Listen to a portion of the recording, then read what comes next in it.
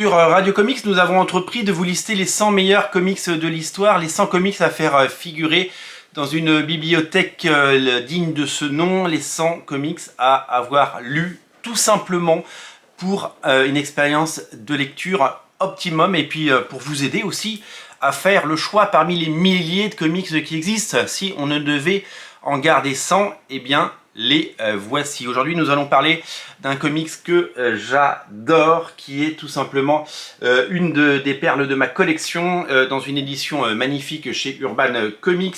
Depuis, ça a été réédité toujours chez Urban Comics dans ce qu'on appelle le Black Label, qui est un label de qualité qui réédite bien, les grands titres de la maison issus du catalogue de DC Comics.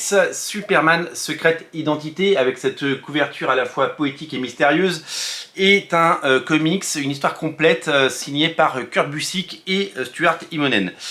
Kurt Busiek est un scénariste absolument génialissime. À peu près tout ce qu'il a fait dans sa carrière est bon. Il a fait du Superman, bien entendu, en série régulière. Il a fait du Marvels, c'est lui qui a fait Marvels avec un S, le magnifique Marvels. C'est lui qui a fait Astro City, la série Astro City, totalement culte.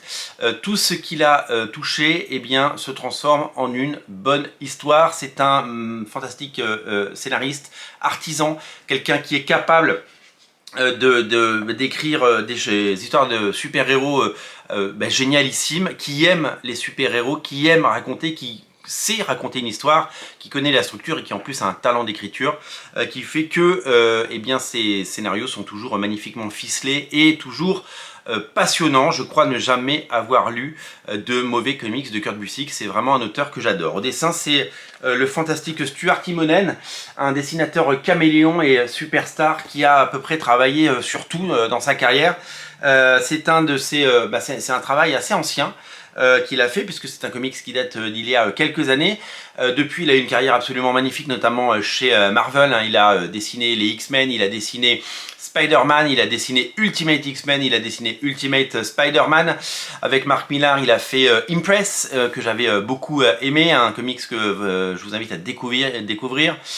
Il a fait le deuxième tome de Magic Order de Mark Millar toujours. C'est vraiment quelqu'un qui a une carrière exceptionnelle et c'est un des grands noms de la bande dessinée américaine et c'est vraiment un auteur que j'adore.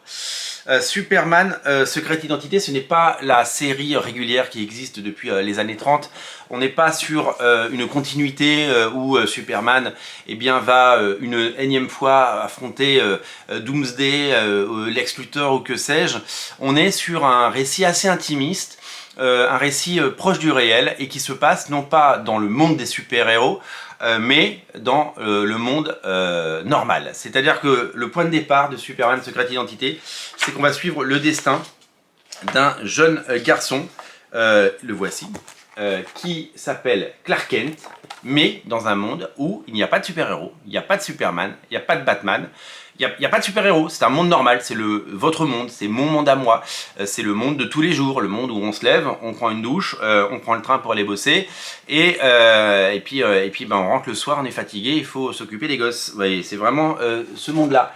On est dans ce monde. Le jeune Clark Kent, il a une vie qui ressemble énormément à celle du Clark Kent des comics, parce que dans ce monde-là, certes, Superman n'existe pas en tant que tel, vous ne le voyez pas voler entre les immeubles, mais il existe en comics, comme dans notre monde à nous finalement. C'est un monde dans lequel ce Clark Kent, d'abord se fait moquer à l'école, mais aussi, il se passe énormément de choses qui se passent dans la bande dessinée et c'est assez troublant pour lui. Il habite un petit village à la campagne, etc. Et donc du coup, voilà, sa vie suit un petit peu celle de Superman, sauf que lui, il n'a pas de pouvoir et qu'il n'est juste qu'un adolescent parmi les autres. Et il y a des scènes qui rappellent évidemment des choses qu'on a pu voir dans Superman, les 4 saisons, et tout le dessin de ce personnage. Et en fait, un jour, il va aller camper, et un jour, il se réveille et il est en train de voler dans les airs. Il est en train de voler dans les airs et il se rend compte que, comme son héros de papier, parce qu'il adore le personnage de Superman et qu'il le lit, eh bien, il peut voler. Déjà dans ces premières pages que je vous ai montrées, on voit que le trait c'est pas un trait de super-héros, on n'est pas sur un dessin cartoony, on n'est pas sur un dessin iconique de super-héros, c'est pas du Superman par Jim Lee, c'est pas du Superman par Carlos Pacheco, et j'adore ces artistes, hein, ne me faites pas dire ce que je n'ai pas dit. On n'est pas sur un Superman cartoony comme celui de Ed McGuinness, on est sur un Superman tout en douceur qui eh bien, va utiliser ses pouvoirs pour aller voir le monde, pour prendre de la hauteur et pour contempler la Terre et pour voir qu'elle est belle. Évidemment, ce changement, cette découverte de ses pouvoirs va évidemment avoir des conséquences. Il va découvrir que le monde est plus vaste. Il va découvrir aussi que eh bien, le monde souffre. Il y a des catastrophes naturelles, des inondations. Le monde est compliqué et donc, comme il s'inspire des comics qu'il a pu lire, eh bien, il va se sentir le devoir d'agir. Il ne peut pas rester comme ça. Et donc dans ce monde sans Superman, dans un monde où il n'y a pas de Superman, d'un coup il y a un Superman. Et donc du coup il y a des gens qui commencent à prendre des photos en se disant mais il y a un truc dans le ciel, qu'est-ce qui se passe? Il y a quelqu'un qui est intervenu, il y a quelqu'un qui est arrivé comme un sauveur, comme un dieu qui est arrivé des cieux.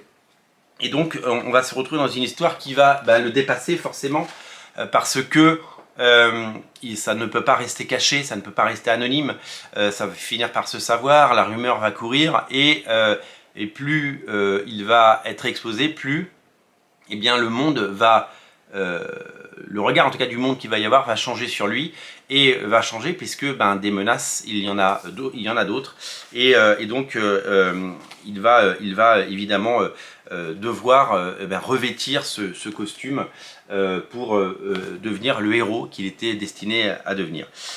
L'histoire ne s'arrête pas là évidemment, je ne vais pas vous raconter tout le bouquin, c'est pas le but. Le but c'est de vous donner envie de découvrir un récit qui moi m'a passionné de bout en bout.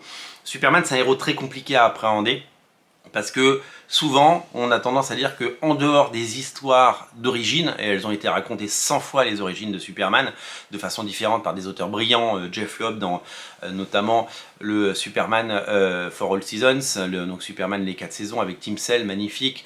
Les origines de Superman, on les connaît par cœur, on les a vues au cinéma, on les a vues partout à la télé, dans les dessins animés et dans les comics. Le but, souvent, on a tendance à dire que une fois qu'on a raconté cette histoire-là, eh ben on n'a pas grand chose à dire parce que le personnage est tellement trop puissant, tellement au-dessus de la mêlée, tellement incroyable qu'il n'y a pas de méchant à sa hauteur et donc pas d'enjeu et donc c'est très compliqué d'écrire des histoires comme ça. Alors, c'est pas vrai, parce que des histoires de Superman, je pourrais vous en citer une vingtaine, trentaine, comme vous voulez, qui sont de qualité. Et il y a des choses étonnantes, hein, Superman, Red Son par exemple, qui me vient à l'esprit, des variations évidemment sur le personnage, il y en a eu et il y en aura toujours. Celui-là fait partie de mes préférés, et c'est la preuve évidente qu'on peut raconter une autre histoire de Superman avec un autre point de vue, et surtout avec du talent. Je dis ça parce que le talent il est omniprésent, l'écriture ciselée, ficelée, précise, vraiment aiguisée de Kurt Busiek va vous emmener dans un récit d'une poésie et d'une beauté rare. Et puis le dessin de Stuart Immonen, qui n'est pas le même Stuart Immonen que vous avez vu sur Spider-Man. C'était un Immonen très différent parce que c'est un dessinateur caméléon capable d'à peu près tout dessiner. Quand il fait des bandes dessinées avec son épouse, eh bien, le style est vraiment différent. Il est capable de faire vraiment des choses étonnantes. C'est écrit sous forme d'un journal et c'est vraiment un récit qui mêle poésie, action aussi, parce qu'il va devoir affronter des dangers à la hauteur de sa mission et de sa puissance, de son talent et de son pouvoir. C'est vraiment un récit initiatique et d'une beauté absolument phénoménale. Ça fait partie de mes comics préférés sur Superman et il a tout à fait sa place dans la liste des 100 comics qui ont marqué l'histoire et des 100 meilleurs comics à faire figurer dans votre bibliothèque. Honnêtement, il faut avoir lu Superman Secret Identité. C'est vraiment un chef-d'œuvre et je vous le recommande plus que tout. Lisez-le, régalez-vous et vraiment ne passez pas à côté d'un tel ouvrage. Si vous aviez des doutes sur Superman, si vous voulez lire un bon Superman, eh bien vous l'avez, il est là, c'est disponible dans le Black Label chez Urban Comics, vous le trouverez facilement chez votre libraire, demandez-lui, commandez-le. Et régalez-vous parce que c'est un des meilleurs récits de Superman qu'il m'ait été donné de lire. On se retrouve très bientôt pour parler d'un autre titre à faire figurer dans votre bibliothèque et il y aura encore du Superman. Salut!